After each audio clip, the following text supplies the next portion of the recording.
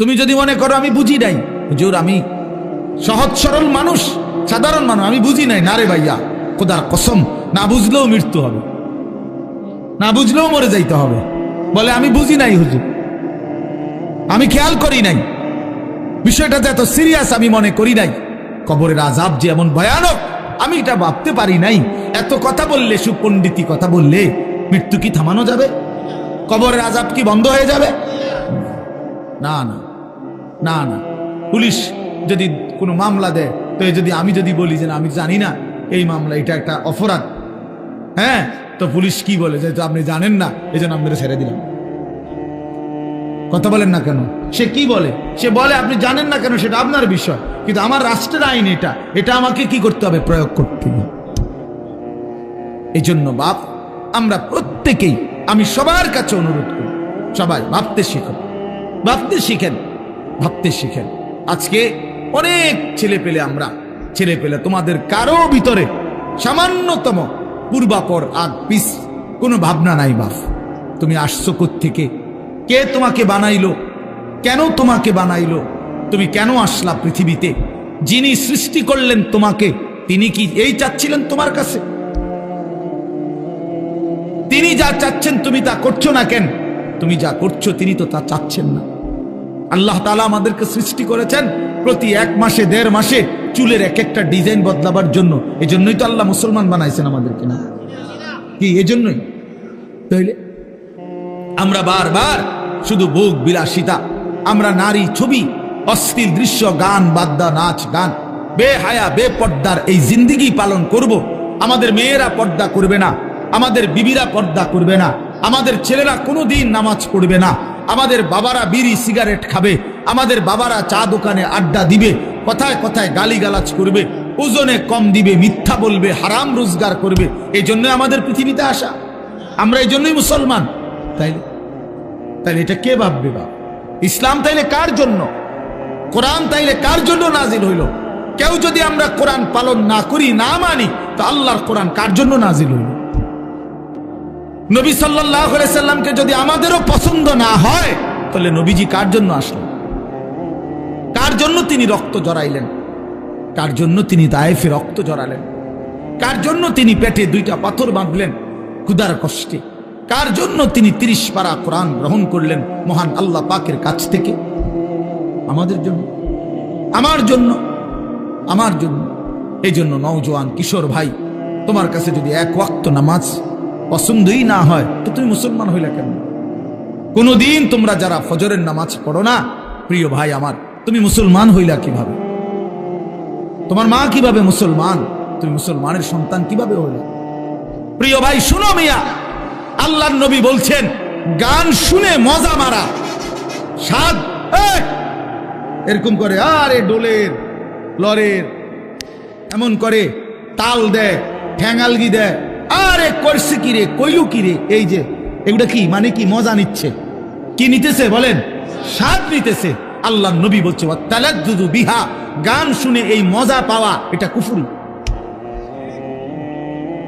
কুফরি বেটা, এটা ঈমান চলে যায়। নাউযুবিল্লাহ, কি জঘন্য বিষয়, কি জঘন্য বিষয়। আপনারা ফিরতে হবে, ফিরতে হবে, নিজেদের আত্মপরিচয় ঠিক করতে হবে ভাইয়া। শুধু শুনছি আমার বাপ দাদা মুসলমান ছিল, এতটুকুই যথেষ্ট। আমার মনে আছে আমি প্রথম যে বছর আপনাদের এই বেদে সমাজের মাহফিলে আসছিলাম, আমি সেই বছরই মনে করাই দিছিলাম যে আপনারা যারা সাপের খেলা দেখান, মনে আছে, ভুলে গেলে চলবে না যে এটা আমাদের জিন্দেগি না, বরং আমরা ইমানদারের বংশধর। ইমানদার হযরত মূসা আলাইহিস সালামের জামানায় আপনার যেই জাদুকররা, আপনার তারা তো সাপ দিয়েই খেলা দেখাইছিল, তারা তো কালেমা পড়ে মুসলমান হয়েছিল মূসা নবীর জামানায়, হয় নাই কালেমা পড়ে মুসলমান? তাইলে তাইলে নিজেদেরকে দুর্বল, নিজেদেরকে এমনি ভাবেন যে আমরা দুর্বল, এমনি গুনার বেলায় তো সব করতেছেন। হ্যাঁ, কি ব্যাপার? আপনি দুর্বল হইলে মিশা কথা কন কা? কথা বলেন না কেন? দুর্বল হইলে নাচ গান করেন কেন? গান বাদ্য বাজান কেন? দুর্বল হইলে আপনাদের বোনেরা মেয়েরা বেপর্দা হবে কেন? আমরা মুসলমান, বলেন আপনারা মুসলমান কিনা বলেন? বলেন সবাই মুসলমান কিনা বলেন। তাইলে আমরা মুসলমান হলে আমাদের আল্লাহ আছে, আমাদের রসুল আছে, আমাদের কোরআন আছে, আমাদের ধর্ম আছে। আমরা মুসলিম, আমরা পাগল না, ছাগল না, আমরা মাতাল না, আমাদের ইজ্জত আছে, সম্মান আছে। আল্লাহর নবী সাল্লাল্লাহু আলাইহি ওয়াসাল্লাম বলছেন, একদিন কাবা ঘরের দিকে তাকাইয়া নবী বলছে, কাবা, আল্লাহর ঘর কাবা ঘরের দিকে তাকায় বলছে যে কাবা তোমার অনেক সম্মান, তোমার অনেক ইজ্জত, কিন্তু আল্লাহর নবী বলেন, হে কাবা, মনে রেখো আমার এক ইমানদারের সম্মান তুমি কাবার চাইতেও কোটি গুণে বেশি। খোদার কসম, এটা হাদিস। নবীজি বলছে কাবা তোমার চাইতে দামি, আমার ইমানদারের ইজ্জত, আমার ইমানদারের সম্মান কাবার চাইতে দামি। আল্লাহ কোরআনে বলছেন, ওয়ালা আবদুম মুমিনুন খায়রুম মিন মুশরিকিন ওয়ালাউ আ'জাবাকুম। আল্লাহ বলছে মুশরিক, বেঈমান, কাফের যত বড়ই মনে হোক, 10টা পৃথিবীর মালিক হোক, একেবারে 7 সমুদ্র 13 নদীর মালিক হোক, পৃথিবীর সব সম্পত্তির মালিকও যদি হয়, মুশরিক, কাফের, বেঈমান, খোদার কসম আল্লাহ কোরআনে বলে তার চাইতে একজন ইমানদার গোলাম, কৃতদাস, সে খায়রুন, সে উত্তম, উত্তম, উত্তম। ওয়ালা আবদুম মুমিন খায়রুম মিন মুশরিক। একটা গোলাম সে কৃতদাস হোক, তুমি তো কৃতদাস না, তুমি কারো গোলাম, তুমি কোনো মানুষের কৃতদাস, তাইলে তুমি নিজেকে দুর্বল ভাববা কেন? আল্লাহ তাআলা তো বলছে একটা কৃতদাসও যদি হয় কিন্তু ঈমান থাকে, সে পৃথিবীর সমস্ত বেঈমানের চাইতে দামি, বেঈমানের চাইতে দামি। আল্লাহ কোরআনে বলছে ইন্নামাল মুশরিকুনা নাজাস, সমস্ত মুশরিক বেঈমান, নাপাক, নাজাসুন, নাপাক। অতএব আমি মনে করাই দিলাম, নিজেদের বিবেক জাগায় দেওয়ার জন্য বললাম, আমরা প্রত্যেকেই ভাবতে হবে আমার আখিরাতি জিন্দেগি, আমার কবরই আমার জিন্দেগি। এই দুনিয়া হাসলেও মরে যাবেন, কাঁদলেও মরে যাবেন, সুখে থাকলেও মরে যাবেন, দুঃখে থাকলেও মরে যাবেন। রাজপ্রাসাদের অট্টালিকায় যে থাকে সেও মরে যায়, জীর্ণ কুঠির কুড়ে ঘরে যে থাকে সেও মরে যায়, মরে না ভাইয়া? জীবনে যে কোনোদিন সুখ দেখে নাই তারও মৃত্যু হয়, জীবনে যে কোনোদিন দুঃখ দেখে নাই তারও মৃত্যু হয়। কাজে এক অনিবার্য সত্য, মৃত্যু এক চূড়ান্ত বাস্তবতা, এক চিরন্তন সত্য। এটাকে অস্বীকার করার কোনো সুযোগ নাই বাপ। অতএব আমাদের উচিত আখিরাতের প্রস্তুতি নেই। আল্লাহ আমাদেরকে দৌলত দিয়েছেন ঈমান। আমরা পরিচয় দিতে পারি কমপক্ষে যে আমরা মুসলমান, এতটুকু এর পরিচয় তো এই পৃথিবীর কত কোটি কোটি মানুষের নাই। জন্মসূত্রে কোনোদিন শোনে নাই কালেমা, কোনোদিন মুখ দিয়ে উচ্চারণ করে নাই লা ইলাহা ইল্লাল্লাহ। আমি এইবার গত বছর 24 সালে দিনাজপুরে এক চিল্লা সফরে ছিলাম, তাবলিগে, দাওয়াত তাবলিগের সফরে।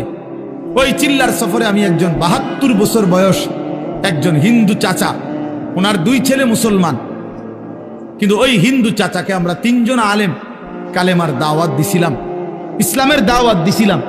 2.5 ঘন্টা ওনারে আমি বুঝাইছিলাম। আমরা 3 জন কাঁদছি, চোখের পানি ফেলছি ওনার সামনে, যে চাচা আপনি কালেমাটা পড়েন, আপনার ছেলেগুলো মুসলমান, ছেলের বউ মুসলমান হয়ে গেছে, নাতি নাতনিগুলো মুসলমান হয়ে গেছে, আপনার ঘরে ছেলের আল্লাহর কোরআন পড়ে, আপনি সেই অবস্থায় এখনো কেমনে রয়ে গেলেন?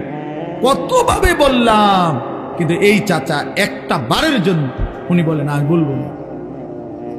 আমি কানসি পর্যন্ত নিয়ে তখন আমি আমার সাথীদের কাছে এসে বলছিলাম যে ভাই দেখো, আমার মতো তোমার মতো আল্লাহ কত বড় তৌফিক দিছে যে সেই ছোট্টবেলার 2 বছর বয়স থেকে 3 বছর বয়স থেকে আমরা আজীবন সারাটা বছর কত হাজার বার লক্ষ বার আল্লাহ আমাদের জবান দিয়া কালেমা উচ্চারণের তৌফিক দিছে। আর এই 72 বছর বয়স্ক লোকটা জীবনে তার মালিকের নাম একটাবার বলতে পারে না।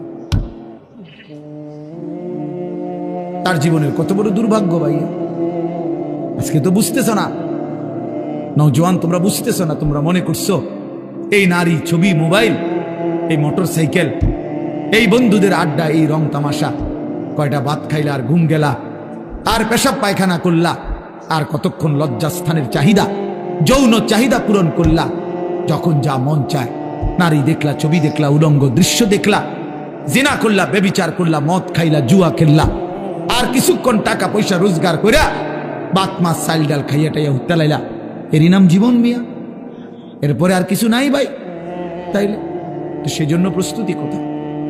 আমি প্রায় বলি যে এটাও যেমন 4 কালারের পৃষ্ঠা, এটা কি সুন্দর সাজাইছে ডিজাইন করে, কিন্তু এই পৃষ্ঠা তো একদম খালি। আল্লাহ তাআলা বলে, বান্দা মাটির উপরে তোমার ঘর কত সুন্দর করে সাজাইলা, মাটির নিচেও তো তোমার একটা ঘর আছে, সেই ঘরের নাম হচ্ছে কবর, সেটাও তো তোমারই ঘর বান্দা, ওই ঘরটা এরকম খালি রাখলা কেন? তোমার মাটির উপরের ঘর যদি তুমি সাজাও, তো তোমার মাটির নিচের ঘর কে সাজাবে? হ্যাঁ, আমার মাটির নিচের ঘর কে সাজাই দিবে? আমার কবর কে সাজাবে? আমি না সাজাইলে, আমি না সাজাইলে। আমার মাটির উপরের ঘর তো আমি মরে গেলে আমার ছেলে বাকিটা কাজ করতে পারবে, আমার পুত মরে গেলে নাতি বাকিটা কাজ শেষ করতে পারবে। বাপে হয়তো বিটা বাইন্দা গেছে, পুতে আইয়া ঘর করছে, নাতি আইসা ফার্নিচার কইরা এখন ঘরের কাজ সব কমপ্লিট করছে। এমন হইতে পারে না? তো দুনিয়াতে এরকম হইতে পারে। কবর, কবর, আমার কবর আমি না সাজাইলে আমার পুতে সাজাই দিবে, আমার নাতি সাজাই দিবে। তাহলে বাবা, তাইলে ওইটা তো বেশি জরুরি, কারণ আমার কবর আমাকেই সাজাইতে হবে, আমার আখিরাত আমাকেই সাজাইতে হবে। এই জন্য আমরা, প্রিয় যুবক ছেলেরা, তোমরা যারা এই সমাজের আছো, আমি তোমাদেরকে প্রয়োজনে আলাদা আলাদা সময় দিতে রাজি আছি। তোমরা আমার মাদ্রাসায় আইসো, আমি দাওয়াত দিলাম তোমাদের। তোমরা এই সমাজের প্রত্যেকটা ছেলে প্রয়োজনে আলাদা, শুধু তোমরা যদি শুনতে চাও আমি তোমাদের আলাদা সময় দেবো, কোনো অসুবিধা নেই ইনশাআল্লাহ। আমি বললাম ইনশাআল্লাহ, আমি দাওয়াত দিলাম তোমাদের, কিন্তু তোমরা জিন্দেগি বদলাও, তোমরা জীবন বদলাও। তোমাদের অধিকাংশ ছেলের চুল সুন্দর না, এগুলা মুসলমানের চুল না বাবা, এগুলা মুসলমানের চুল না। তোমরা যারা নামাজ পড়ো না বাবা, এটা মুসলমানের পরিচয় না বাবা। কেন তুমি নামাজ পড়বা না? আল্লাহ তাআলা জিজ্ঞাসা করে, বান্দা এত বড় আসমান দিয়ে, এত বড় জমিন দিয়ে, এই সমস্ত মাখলুকাত দিয়ে 24 ঘন্টা বান্দা আমি আল্লাহ তোমাকে লালন পালন করলাম, এত কিছু দিয়েও তোমার মনটা গলাইতে পারলাম না? সবাই এই হাতে ধরা যে মোবাইল, এগুলোও নামা, একজনও একদম নিষেধ করলাম স্পষ্ট, এই হাতে মোবাইল ধরে ভিডিও বা রেকর্ড করা যাবে না, স্পষ্ট নিষেধ করলাম। আমার এই কথাটা না শুনলে আমি উঠাই দেবো, ভাইয়া আমার এনে বসা যাবে না, সাফ নিষেধ করলাম। এই যে স্ট্যান্ড ছাড়া যেগুলো হাতে হাতে ধরা, এটা পরিষ্কার নিষেধ। এই জন্য আমরা সবাই যার যার হাতের মোবাইল নামান, বন্ধ করে পকেটে হেফাজত করে। মূলত আল্লাহর কথা কম হোক বেশি হোক মনোযোগ দিয়ে শুনতে হয়, এটা আদব, আল্লাহর কথার হুকুম এটা। কুরআনুল কারীমে আল্লাহ তাআলা বলছেন এটা, ওয়া ইযা কুরিআল কুরআনু ফাসতামিউ লাহু ওয়া আনসিতু লাআল্লাকুম তুরহামুন। আল্লাহ তাআলা বলেন, যখন তোমাদের সামনে কোরআন পড়া হয় তখন তোমাদের দুইটা কাজ, এক মনোযোগ দিয়ে কান লাগিয়ে শুনো, ওয়া আনসিতু এবং চুপ থাকো, লাআল্লাকুম তুরহামুন। আল্লাহ তাআলা বলেন, তাহলে অবশ্যই তোমাদের উপরে রহমত বর্ষিত হবে। তাহলে 1 নাম্বার হলো মনোযোগ দিয়ে কান লাগিয়ে শোনা, 2 নাম্বার হলো চুপ থাকা। তাহলে মনোযোগ হয় না মোবাইল হাতে থাকলে। কেন মনোযোগ হয় না? বারবার এই মোবাইলের দিকে নজর যায়। তো বারবারই যদি মোবাইলের দিকে নজর যায়, ওইটার কথা মনে পড়ে, মোবাইলেই ঠিক মতো উঠাইবার ফিকির থাকে, নিজের কলিজায় কথা ঢুকে না। তাহলে এখন আমার মোবাইলে তো ঠিক আছে ওয়াজ উঠছে, এবং মোবাইলে তো আরো হাজার হাজার লক্ষ লক্ষ ওয়াজ আছে, কিন্তু আমার নিজের জীবনে, আমার ব্যক্তিগত জীবনের মধ্যে কি হলো সেটা তো দেখার বিষয়। তো এখন আমার মোবাইলে 10,000 ওয়াজ আছে কারো, এতে কবরের আযাব মাপ, এতে আখিরাত মাপ হয়ে যাবে? এই জন্য এটা কোনো, বরং মনোযোগ দাও। যে যারা বুট খাইতেছেন, বাদাম খাইতেছেন, এটাও থামান, বুট বাদামও খাবেন। আল্লাহর কথা কমই শুন, 5 মিনিট শুনলেও কোনো অসুবিধা নেই, 1 মিনিটে শুনুন, কিন্তু দিল দিয়া শুনতে হবে, আন্তরিকতা। বুটও খাবেন, ওয়াজও শুনবেন, ফায়দা আসবে না। বাদাম খাবেন, ওয়াজ শুনবেন, তো লাভ হবে না। উপকার আসবে না। মোবাইল টিপবেন, ওয়াজও শুনবেন, তো লাভ আসবে না। একটা জিনিস মনে রাখতে হবে, একটা ছোট মাহফিল হোক আর বড় মাহফিল হোক, প্রতিটা আয়োজনের পিছনে অনেক কষ্ট, মেহনত, অনেক আবেগ, অনেক অনুভূতি, অনেক কিছু মিলাইয়াই একটা মাহফিল।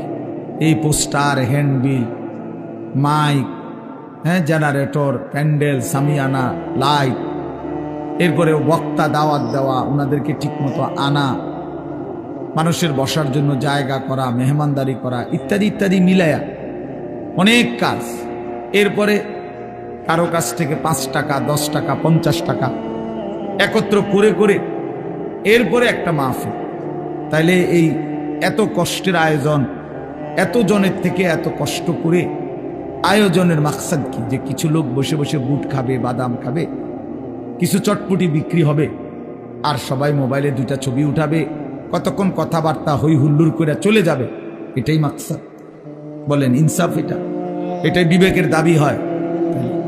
এটা আমরা যে কেউ বুঝলে বুঝবো। ইনসাফের সাথে যদি ভাবি, তাহলে আমাদের ভাবা উচিত ছোট বড় প্রত্যেকটি মাহফিলের আয়োজনের মূল মাকসাদ আল্লাহর বান্দার জিন্দেগি পরিবর্তন। আমরা যে যেভাবে আছি, যে যে অবস্থায় আছি, এই অবস্থার থেকে উত্তরণ করা, আরো আগে বাড়া, আখেরাতের দিকে আগে বাড়া, নেকির রাস্তায় আগে বাড়া, গুনাহের রাস্তায় পিছনে পড়া, গুনাহ ছেড়ে দেওয়া। আমাদের নবী সাল্লাল্লাহু আলাইহি ওয়াসাল্লাম বলছেন, ইরতাহালাতিদ দুনিয়া মুদবিরা ওয়ারতাহালাতিল আখিরাতু মুকবিলা। নবীজি বলেন, প্রতিনিয়ত দুনিয়া তোমাদের পিছনে যাচ্ছে, আখিরাত তোমাদের সামনে আসতেছে। প্রতি 1 ঘন্টা যাচ্ছে মানে দুনিয়া পিছনে যায়, আখিরাত আমার সামনে, কবর আমার সামনে আসতেছে। অতএব নবী সাল্লাল্লাহু আলাইহি ওয়াসাল্লাম বলেন, ফাকুনু আবনা আল আখিরা ওয়ালা তাকুনু আবনা আদ দুনিয়া। অতএব উম্মত, তোমরা আখিরাতের সন্তান হও, দুনিয়ার সন্তান হইও না। অর্থাৎ এই ছেলে, অপদার্থ কোথাকার, নিষেধ করলাম না মোবাইলটা তুলতে, না ওটা ফালতু কোথাকার। আবারও কয় হে বুঝে না, হে আরেকজনের দেয় কেডা? আমরা সিরা খাই, আমরা বুঝি না। বেওকুফ কোথাকার। সাবধান, আমি নিষেধ করলাম বারবার। তোমার পছন্দ না হলে তুমি আনতে চলে যাও, আমি কি মানা করছি নাকি? এটা তো আমরা ভোটে দাঁড়াইছি না যে আমার যত বেশি লোক আসে ততই আমার লাভ, আমার ভোটার বাইরে, বা আমাকে ইলেকশনে খারাইছি তো বলেন না তো। আর আমি কি কোনো মার্কা নিয়ে আসছি? তা আমার আল্লাহর কথা বলা দরকার। 1 জনই, 10 জনই শুনুক, অসুবিধা কি? এটা কোনো সমস্যা না, কিন্তু মনোযোগ লাগবে, কম হোক বেশি হোক, উপলব্ধি লাগবে। এজন্য দয়া করে প্রত্যেকেই মনোযোগ দিলে ভালো।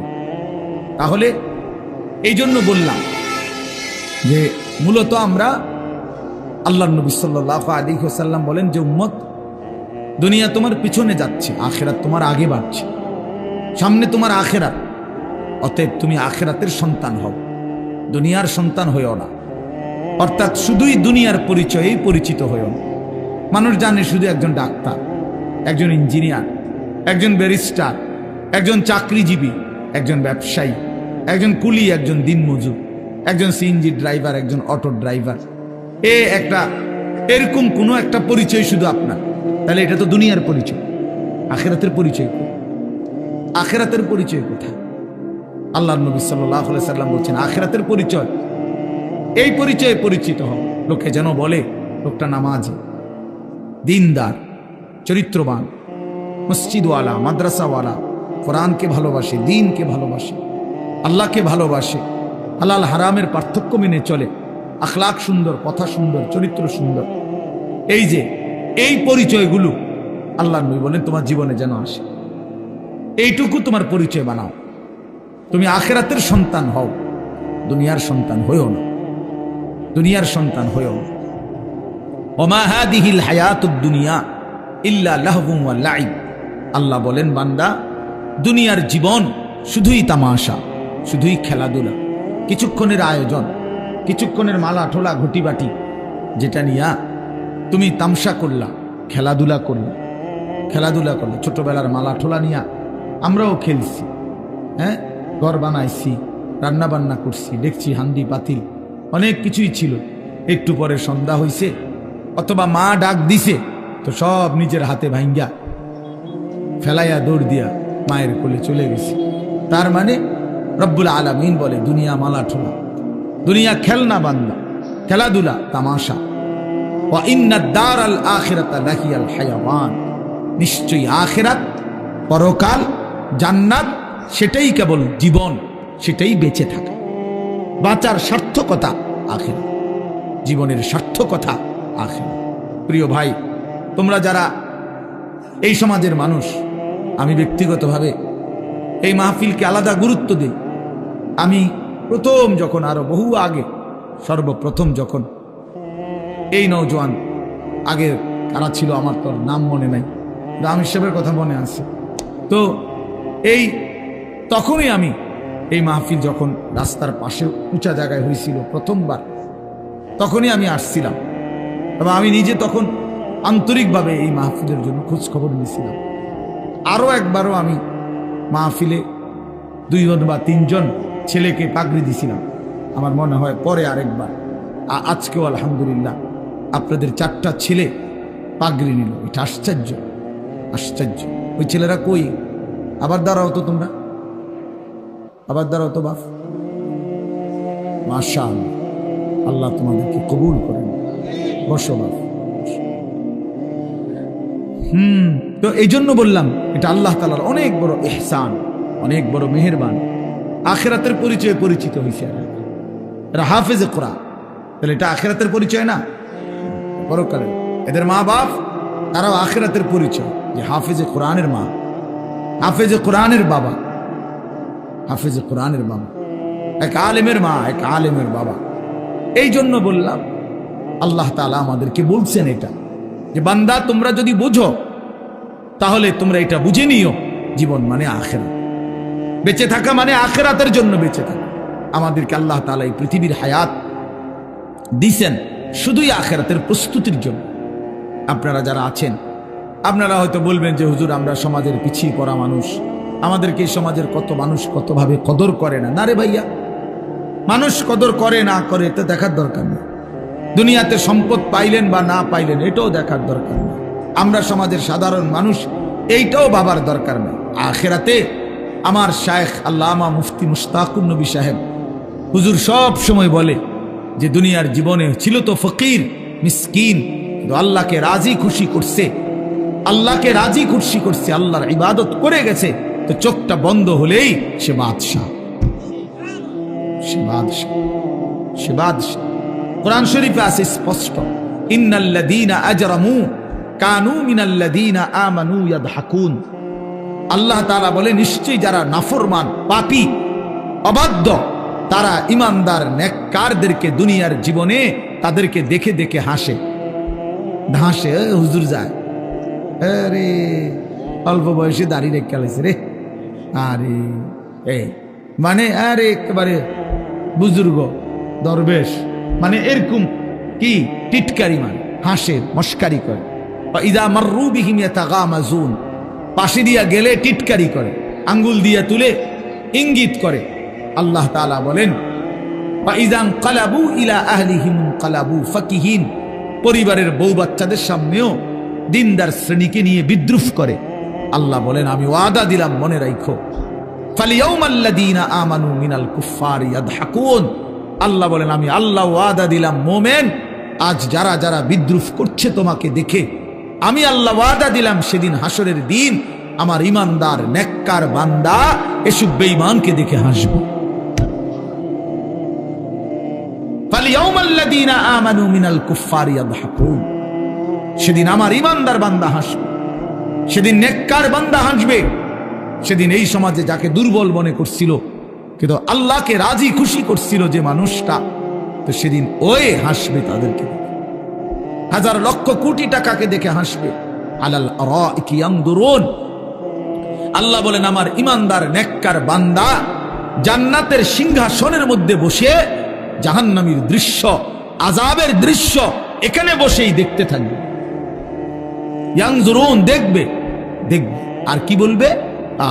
মজা করে বলবে জান্নাতি তখন, হাল সুবিবাল কুফফারু মা কানু ইয়াফআলুন। এই নাফরমান, সারা জিন্দেগি যা নাফরমানি করেছিলে আজকে তার বিনিময় পেয়েছো তো? পেয়েছো তো? আরো দেখো নারী, আরো দেখো ছবি, আরো দেখো উলঙ্গ দৃশ্য, আরো জিনা ব্যভিচার দেখো, করো, মদ খাও, জুয়া খেলো, সুদ খাও, ঘুষ খাও, একটা সেজদা না দেওয়ার পরিণতি, আল্লাহর গোলামি করার না করার পরিণতি আজ কেমন লাগতেছে দেখো। দেখো, এভাবে বল। কোরআন শরীফে আছে জান্নাতি বান্দা বলবে আফামা নাহনু বিমাইতিন, জান্নাতি বলবে হে জাহান্নামী নাফরমান, মনে রাখিস বেটা, আর কোনোদিন তোরও মৃত্যু হবে না, আমারও মৃত্যু হবে না। তার মানে আমি জান্নাতি, আমারও মরণ নাই, তুই জাহান্নামী, তোরও মরণ নাই। অতএব আমার জান্নাতের সুখ এটাও শেষ হবে না, তোর জাহান্নামের দুঃখ এটাও শেষ হবে। এই দুনিয়ায় যে হাসে হতে পারে কিছু সময় পরে সে কাঁদবে, এই দুনিয়ায় যে কাঁদে হতে পারে 10 দিনের মাথায় সে হাসবে। আজকে যে সুখে আছে কালকে হয়তো সে দুঃখে আছে, কালকে আজকে যে দুঃখে আছে হতে পারে কালকে সে সুখে আছে। দুনিয়া তো অবস্থা বদলায়। তিলকাল আইয়ামু নুদাভিলুহা বাইনান নাস, আল্লাহ বলেন আমি মানুষের মাঝে অবস্থা বদলাই দুনিয়ায়, কিন্তু আখিরাতে বদলাবে না। আখিরাতে কি হবে না ভাইয়া? এজন্য তোমরা যারা ছেলেরা আছো, তোমরা নিজেরে আরেকবার ভাবতে শিখো, তুমি মুসলমান, তুমি মানুষ, তুমি মানুষ। এই সমাজ মূল্যায়ন করুক বা না, এই সমাজ ওলামায়ে কেরামকেও মূল্যায়ন করে না, এই সমাজ ইমামকেও মূল্যায়ন করে না, এই সমাজ মুয়াজ্জিনকেও মূল্যায়ন করে না। কথার কথা যারা করে না, তো তাই বলে কি ইমামের মর্যাদা কমে গেছে? মুয়াজ্জিনের মর্যাদা কমে গেছে? বেতন 8,000 টাকা, তো কি 10,000 টাকা তো মানুষ মূল্যায়ন করে নাই, তো এত অসুবিধা কি? এত অসুবিধা কি? এই জন্য আমি অনুরোধ করলাম, প্রথম কথা আমরা প্রত্যেকেই এটা ভাবা উচিত। দুনিয়া দিয়ে হিসাব মিলাইলে হইতো না, দুনিয়ার লাভ লোকসান দুনিয়ার দিয়া হিসাব মিলাইলে হবে। দুনিয়াতে এই কেউ সম্মানী, আবার সময়ের ব্যবধানে সে হয়ে যায় চূড়ান্ত ঘৃণিত, চূড়ান্ত ঘৃণিত। হ্যাঁ, এই জন্য আমরা প্রত্যেকেই ভাইয়া আমাদের জিন্দেগি আখেরাত,